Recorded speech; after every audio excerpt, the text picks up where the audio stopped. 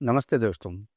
एक नई video series start करना चाहता हूँ मैं, जिसमें गीता के जो सेलेक्टेड श्लोक हैं, उनको हम अपने व्यावहारिक जीवन में, अपने व्यावसायिक जीवन में, जो कॉर्पोरेट जगत जहाँ काम करते होंगे या जिस क्षेत्र में भी हों, गीता का यह ज्ञान व्यावहारिक रूप में कैसे हमारे लिए उपयोगी हो सकता है, इसके लिए मैं कुछ चुनिंदा श्लोकों को वहाँ से लेता हूँ, जिनकी संख्या कुछ भी हो सकती है।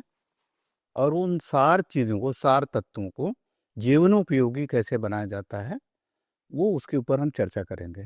तो ये मैं संस्कृत का ज़्यादा नहीं ज्ञान डिस्कस करेंगे, इसमें व्यावहारिकता पर ज़्यादा करेंगे। एक समय आएगा जब मैं गीता के ऊपर कुछ कोर्स डिज़ाइन करूँगा, जिसमें हम 18 अध्याय के 700 श्लोकों को, हर एक चैप्टर के सभी श्लोकों को ठीक से उसको समझेंगे।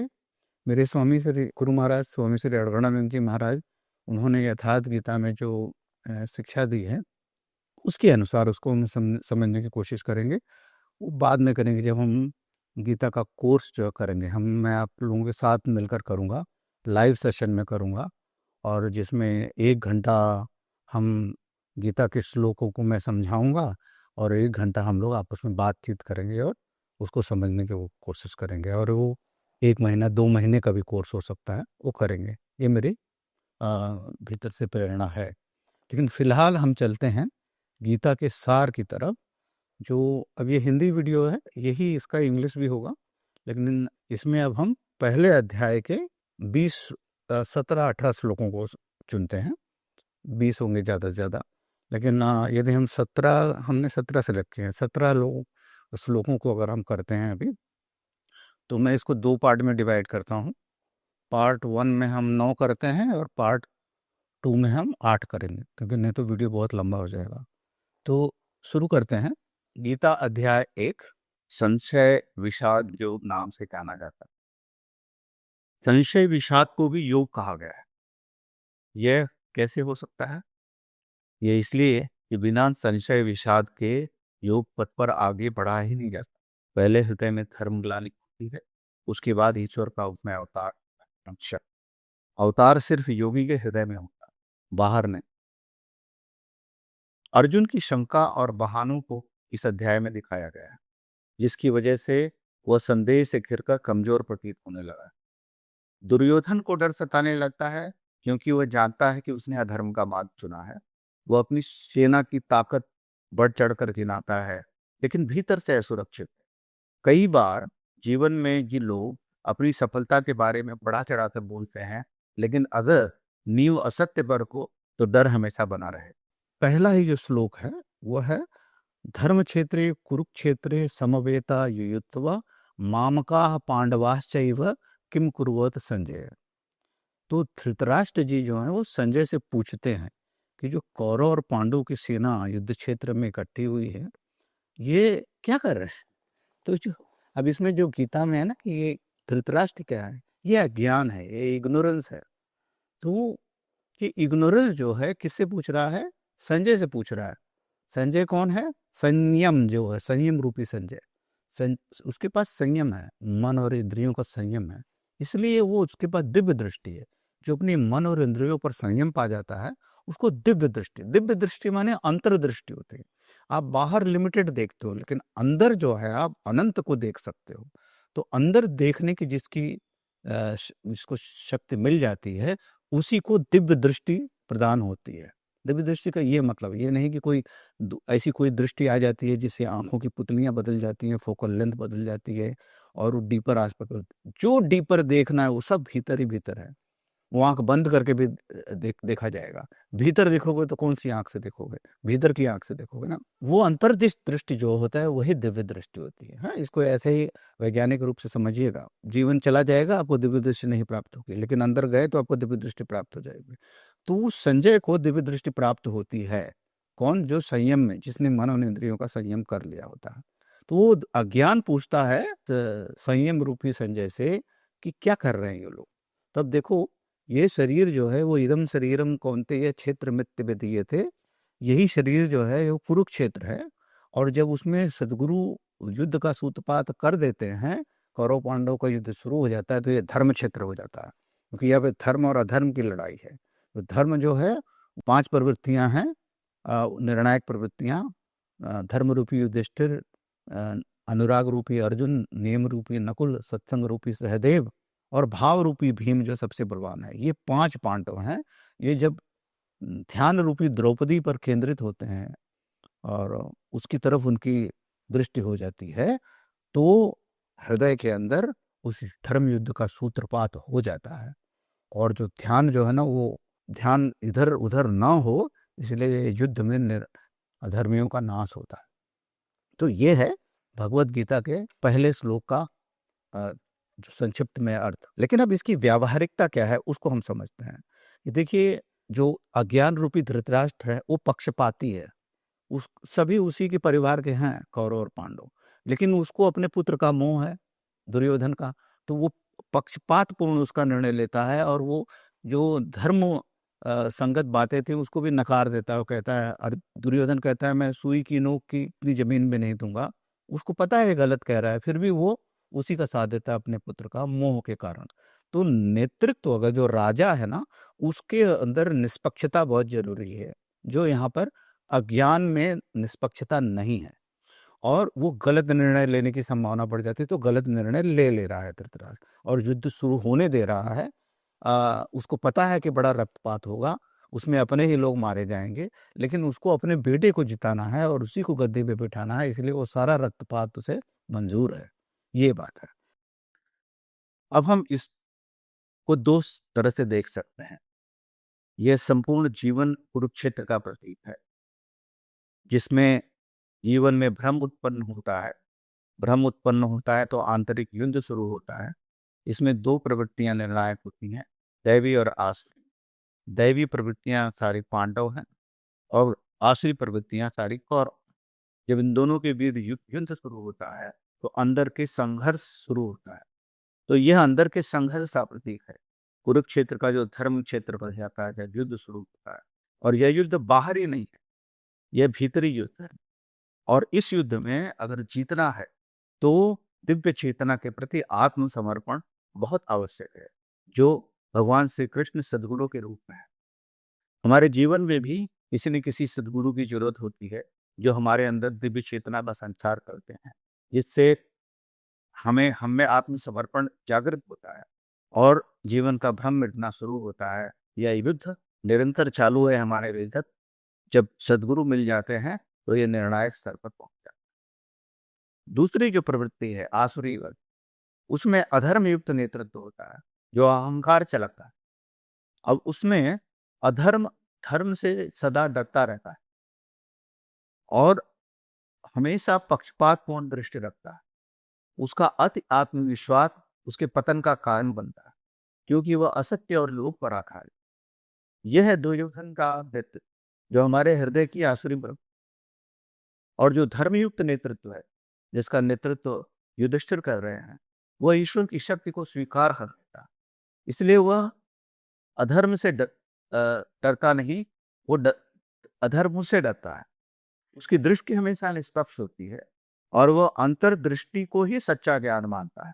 अंतर्दृष्टि को सच्चा ज्ञान मानने से वह अंतर्मन की सारी बाधाओं पर, कंफ्यूजनों पर विजय पा लेता है, जिससे उसका मन निश्चल हो जाता है और उसकी सारी शक्तियां जो भगवान ने दी हैं वो पूर्ण रूप से कार्य करने लगती और वो निर्णायक युद्ध लड़ने लगती। तो और कुरुक्षेत्र को हम अपने संपूर्ण जीवन में के प्रतीक के रूप में देखें अगर, तो यहाँ पर ये दैवी और आसुरी प्रवृत्तियों का संग्राम छिड़ा है। हाँ, जो दैवी जो अच्छी प्रवृत्तियां हैं वो दैवी प्रवृत्तियां हैं और जो जो बुरी प्रवृत्तियां हैं वो आसुरी प्रवृत्तियां हैं। ये इनका संग्राम छिड़ा हुआ है इसी शरीर के अंदर। तो ये है पहला श्लोक।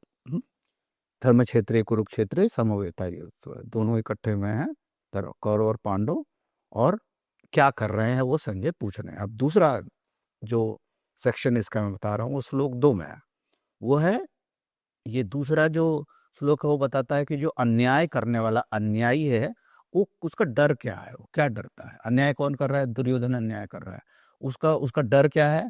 उसका डर है कि सब मेरे साथ हैं कि नहीं है, सब मेरे साथ हैं कि मैं अकेला रह जाऊंगा? मैंने तो शुरू तो कर दिया, सबने मुझसे कमिटमेंट दिए हैं, लेकिन वो सब खड़े होंगे, खरे उतरेंगे कि नहीं? तो वो क्या करता है, दृष्ट्वा तु पांडवानीकम व्यूढ़म दुर्योधनस्तदा आचार्यम उपसंगम्य राजा वचनम अब्रवीत। अभी राजा हुआ है दुर्योधन, ये कहता जाता है पहले अपने मास्टर के पास, टीचर के पास, आचार्य द्रोणाचार्य के पास। वो जाके उनसे ये सब देख लेता है, पांडवों की जो व्यू रचना को देखने के बाद में दुर्योधन पहले जाता है अपने आचार्य के पास। द्रोणाचार्य ने ही सबको सिखाया था, अर्जुन दुर्योधन सारे पांडवों कौरवों को द्रोणाचार्य ने शिक्षा दी थी। तो वो उसके उनके पास जाता है, अपने गुरु के पास, वो ये इंश्योर करने के लिए कि मेरे साथ तो हो ना आप। तो क्योंकि वो तब धर्म भीतर उनके धर्म था, द्रोणाचार्य में भी था, भीष्म में भी था, कर्ण में भी थोड़ा थोड़ा था, लेकिन वो सब साथ देते हैं इसका, क्योंकि उसने एहसानों के बदले इन सबको खरीद लिया हुआ था। तो दुर्योधन जो है संगठित पांडव सेना को देख के द्रोणाचार्य के पास जाता है। तो इसका मतलब क्या हुआ, यहाँ अन्याय का डर क्या है? वो क्या है, वो सच्चाई से डरता है। उसकी सेना बहुत बड़ी है, पांडवों की सेना छोटी है, लेकिन भीम द्वारा संरक्षित पांडवों की सेना है, भीष्म द्वारा रक्षित कौरवों की सेना है। उसको पता है कौरवों की सेना बहुत बड़ी है, कम से कम 4 गुना बड़ी है, लेकिन फिर भी वो डर है उसके अंदर। संख्या बल ज्यादा होने के बावजूद उसके अंदर डर है, क्योंकि अन्यायी व्यक्ति हमेशा सच्चाई से, धर्म से डरता है।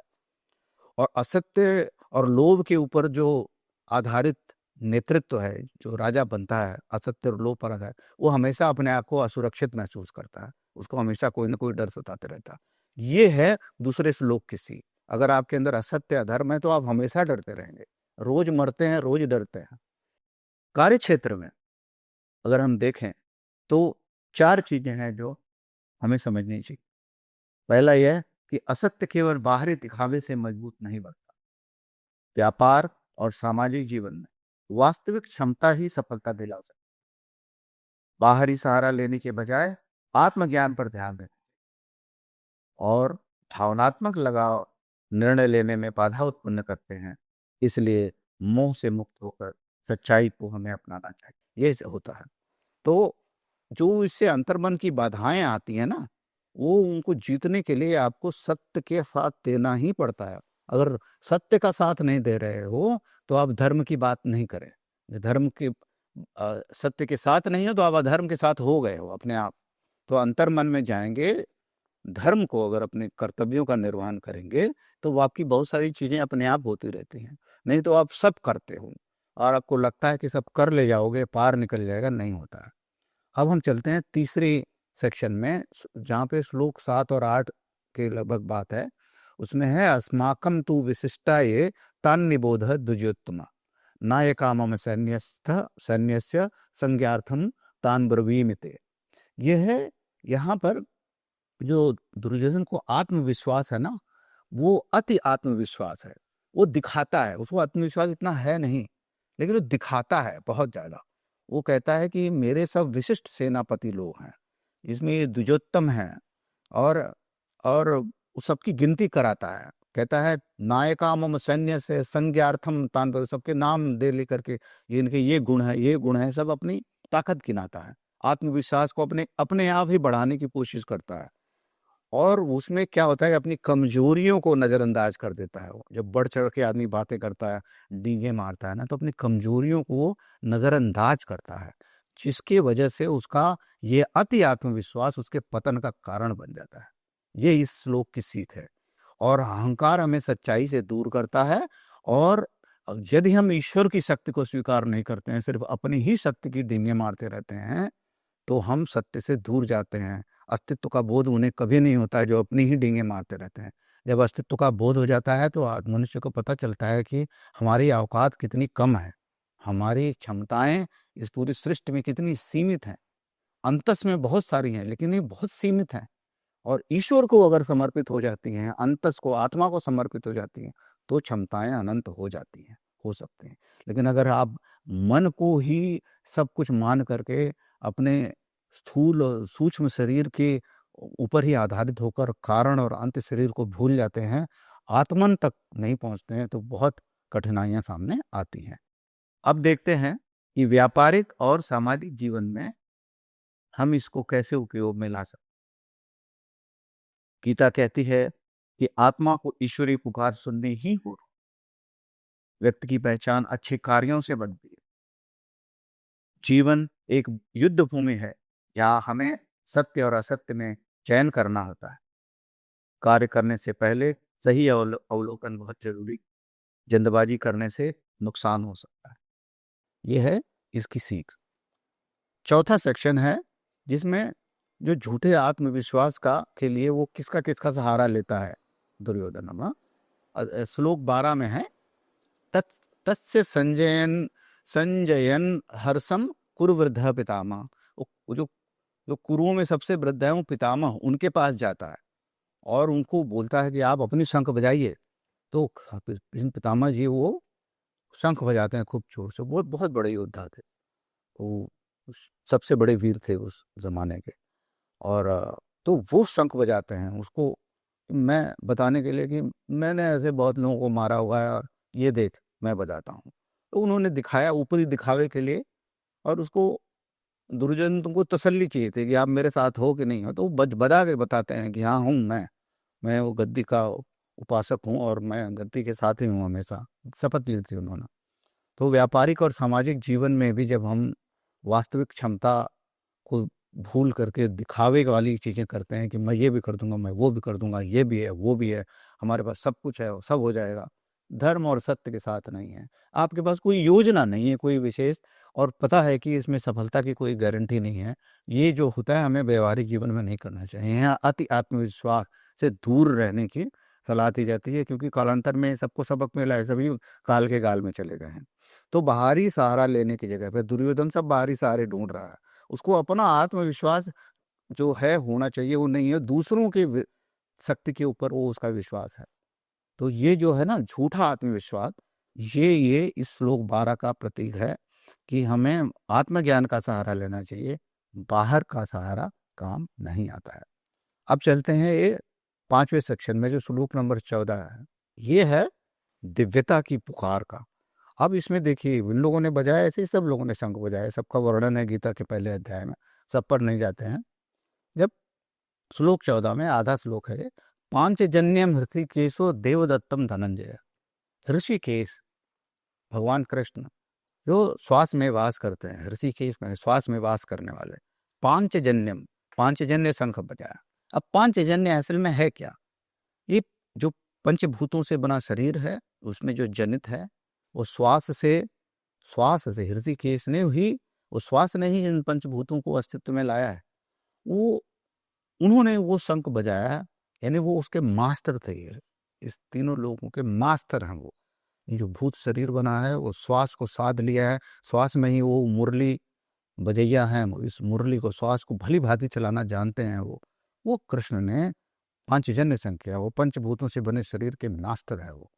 और वो इसीलिए उनको एक अध्याय में कहा गया क्षेत्रज्ञ। ये क्षेत्र है तो वो क्षेत्रज्ञ हैं भगवान श्री कृष्ण। और जो धनंजय हैं, अर्जुन हैं, उन्होंने देवदत्त शंख बजाया। जब कृष्ण सारथी हो गए शरीर के मास्टर, तो जो देवदत्त है वो प्राणों का जब संचार करते हैं तो उसमें दैवी गुण बढ़ने लगते हैं। तो अर्जुन ने दैवी गुणों को बढ़ाने वाला शंख बजाया, ये प्रतीक है।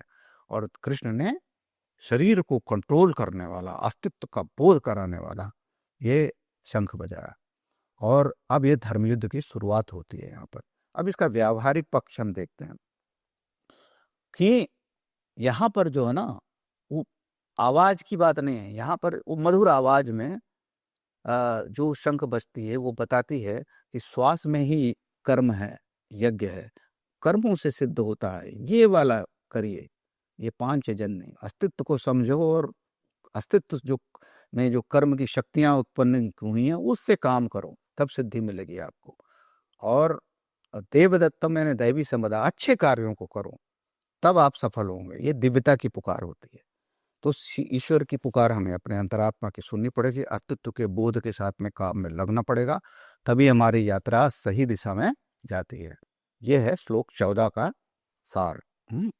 अब है अगले छठवें में चलते हैं कि निर्णय का क्षण जब आता है, कि जब निर्णय लेना है और देखो वहाँ गड़बड़ होती है। अब निर्णय लेना है, अब युद्ध के मैदान में भी हैं, ये कर सकते हैं, वो कर सकते हैं, सब कुछ कर सकते हैं अभी। अब हम जाके वहाँ अवलोकन करने लगते हैं, करूं कि नहीं करूं। तो श्लोक 20 में है कि अब अर्जुन जाते हैं और दोनों पक्षों को देखते हैं, सेनयोर व्योर मध्य, तो स्थापित द्वार, अब मेरे रथ को आप दोनों सेनाओं के बीच में रखो, कृष्ण से अनुग्रह करते हैं। तो कृष्ण उनको ले जाते हैं और फिर वहां पर जब अथ अथ व्यवस्थितान दृष्टवा, सब दोनों सेनाओं को जब इधर उधर एक दूसरे के सामने देखते हैं, धात राष्ट्रान कपिध्वज और धृतराष्ट्र के पुत्रों को सब देखते हैं वहां पे, तो अर्जुन जो है अवलोकन करते हैं। और ये एक उसके अच्छे गुण है। वो अभी देखो, अभी उनके संदेह बहुत आएंगे, लेकिन वो अवलोकन कर रहे हैं, पहले ऑब्जर्व कर रहे हैं कि कौन है, किससे मैं लड़ रहा हूँ। हाँ, तो हमें व्यावहारिक जीवन में अवलोकन करना चाहिए, जल्दबाजी में नहीं कदम उठाना चाहिए, क्योंकि नुकसानदेह होती है। अब अर्जुन के अंदर संशय नहीं होता, अवलोकन करके प्रश्न नहीं पूछता और युद्ध के लिए लड़ता, तो शायद वो उस तरह से युद्ध नहीं कर पाता जैसा वो कर पाया असल में। तो ये सब चीजें जरूरी हैं कि आप अपने गुरु के पास जाएं, उनकी सेवा करें, परिप्रश्न न सेवे, आप प्रश्न पूछें, उनसे समाधान करें, उसके बाद आप कर्म क्षेत्र में जीवन में उतरेंगे तो आप सफल होते हैं।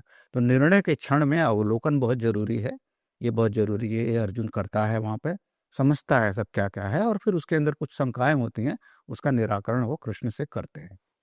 अगला सेक्शन है अर्जुन का आंतरिक संघर्ष। अब उसमें है श्लोक 28 में, दृष्टेवम स्वजनम कृष्णम युयुत्सु समुपस्थितम। अब जब अर्जुन, अब देखो अवलोकन किया उसने, तो क्या देखा, आंतरिक संघर्ष उसका चालू हो गया। दोनों तरफ अपने परिजनों को देखा, दादा मामा चाचा, जिनकी गोद में खेला हुआ, जिनके पैर छुए हैं, जिनसे ज्ञान प्राप्त किया है, जिन्होंने उनसे बहुत प्यार किया है अर्जुन से, आ, उन सबको देखता है। तो उसमें भावनात्मक जो लगाव है वो अब उसका युद्ध के निर्णय में बाधा बन जाता है, उसको इनको मारना पड़ेगा, ये उसके दिमाग में आता है।